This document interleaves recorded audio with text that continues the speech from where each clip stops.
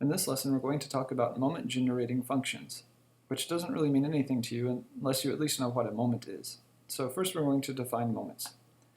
The nth moment of a random variable x is the expected value of x raised to the nth power. So in particular, the first moment is e of x, the second moment is e of x squared, the third moment is e of x cubed, and so on and so on. The moment-generating function of a random variable x is the function m of s equals e, the expected value, of e to the sx. So the reason this is called the moment-generating function is because you can find all the moments of a random variable x using this function.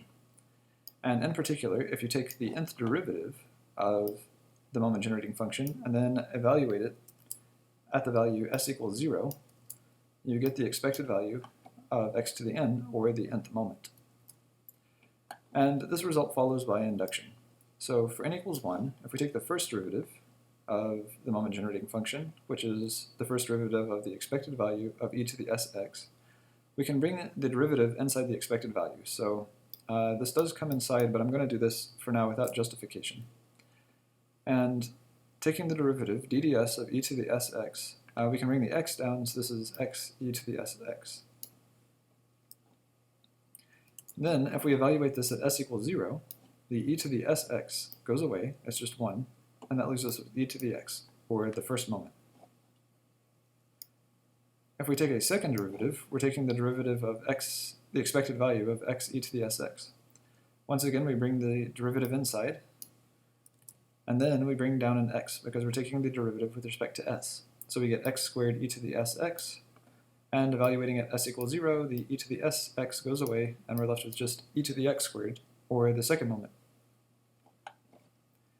And if we assume, by inductive hypothesis, that if we take n derivatives, we get the expected value of x to the n, e to the sx, then taking the n plus first derivative, we're taking the derivative of the expected value of x to the n, e to the sx, and following the same steps, we pull down another x and get the expected value of x to the n plus 1, e to the sx, and evaluate that at s equals 0 to eliminate the e to the sx, and we get the n plus first moment. So by induction, taking the nth derivative of the moment-generating function and evaluating it at s equals 0 leaves you with the nth moment. So what we're going to do next is look at the moment-generating functions for some common distributions. First, let's let x be a Bernoulli p. So that is, it has a success probability p, or in other words, the probability x is 0 is 1 minus p, and the probability that x is 1 is p. The moment-generating function of x is m of s equals 1 minus p plus p e to the s. And by direct computation, we can find this. So x is 0 with probability 1 minus p, so plug in 0 for x, which gives us e to the 0s, and it's 1 with probability p, so p times e to the 1s, since it's e to the 1 times s here, this s times x. And e to the 1s is just e to the s, and e to the 0s is 1, so we get 1 minus p plus p e to the s. For a geometric random variable with parameter p, the moment-generating function is p e to the s over 1 minus the quantity 1 minus p e to the s for s less than negative log 1 minus p. And we'll see why we have to restrict the domain for this moment-generating function whenever we look at the proof.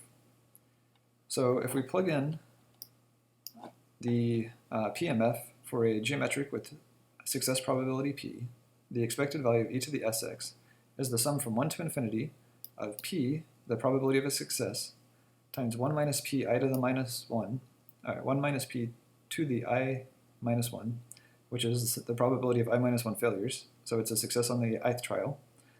And then the number of trials is I, but since we're plugging that into e to the sx, it's e to the si, or e to the is.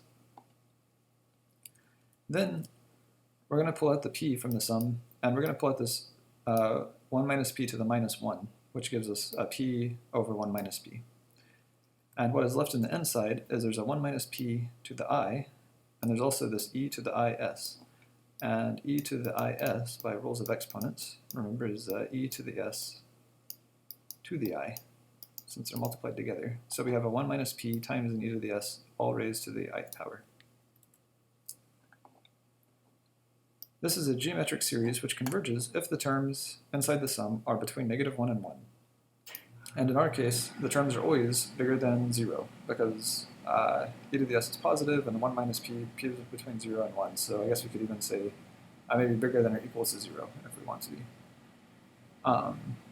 If we want to be a little bit cautious, but it's certainly certainly larger than -1. So we need to check that this is less than 1. And solving for s, we get s has got to be less than negative log of 1 minus p. When s is less than negative log 1 minus p, the series converges, and it converges to r over 1 minus r is the sum for a geometric series, where in our case r is 1 minus p to the s, the inside term in the series. So we get this p over 1 minus p times this series, which evaluates to 1 minus p to the s over 1 minus p to the s. And then we can cancel the 1 minus p's. So that gives us p e to the s over 1 minus p e to the s. If x is binomial, with parameters n and p, meaning we have n trials that are independent and each has probability p of success, then the moment generating function is 1 minus p plus p e to the s, all raised to the nth power. And the way to show this is to recall that for a binomial random variable, with n trials, each having probability p of success, we can rewrite that as the sum of n independent random variables with Bernoulli p distribution. So the sum from I equals 1 to n of yi would have a binomial NP distribution. And therefore the expected value of e to the sx is the expected value of e to the s times the sum from 1 to n of yi. But if you remember e to the a plus b, the way exponents work, this is e to the a times e to the b. So this sum in the exponents, whenever we're adding things, becomes a product of the e's. So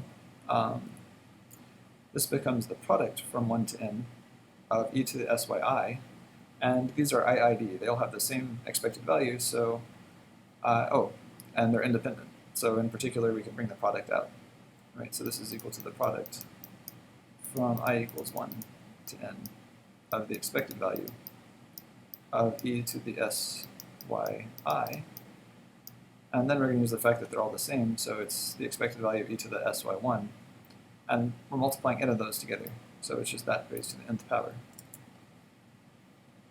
Now we've already found this expected value because that's the moment generating function for a Bernoulli p random variable. So it's 1 minus p plus p e to the s. It was the first example we looked at. And we're raising that to the nth power, so we just get that whole thing raised to the n.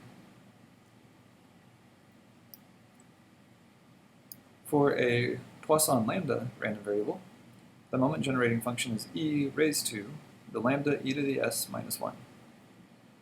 And you can find this by direct computation. So we're finding the expected value of e to the sx, which for a Poisson is the sum from I equals 0 to infinity of lambda to the I over I factorial e to the minus lambda.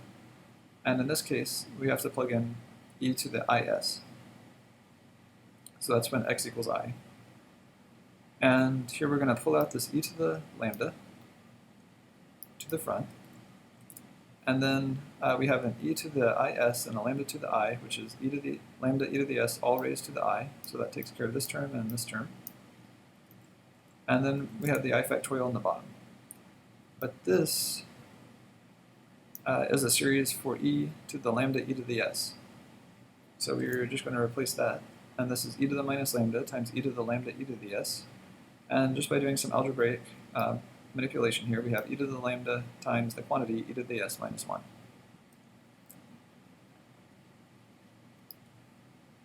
Now we're also going to look at a couple of continuous distributions.